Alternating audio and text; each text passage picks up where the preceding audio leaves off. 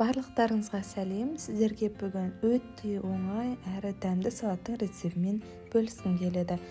Бұл салатқа бар жоғы 3 салат: алма, қызанақ, сыр және араластырғанға майонез немесе қаймақты пайдаланасыздар. Каналымызға тіркеліп, лайк басып қолдау көрсетуді ұмытпаңыздар. Алда талай қызықты рецепттермен бөлісетін боламын.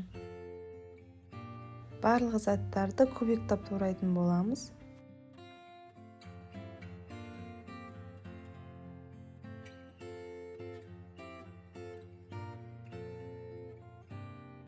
Келесі қызанақты да кубиктап тураймыз, артық қатты жерін алып тастаймыз.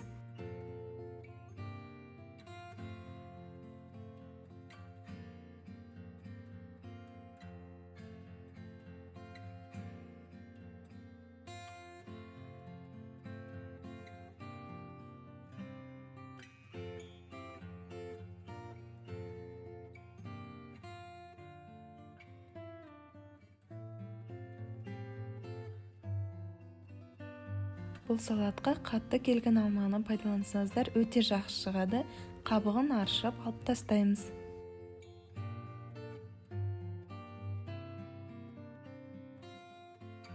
Алманы да бір келкі кубиктап турап шығамыз.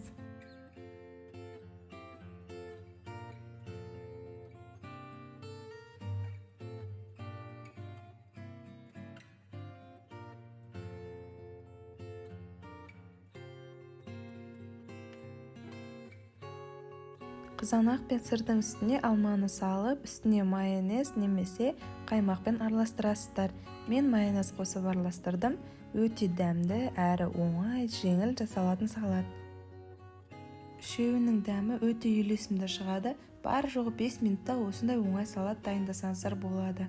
Сіздерге ас болсын. Сіздермен болған Альмира. Каналымызға тіркеліп, лайк басып қолдау көрсетуді ұмытпаңыздар.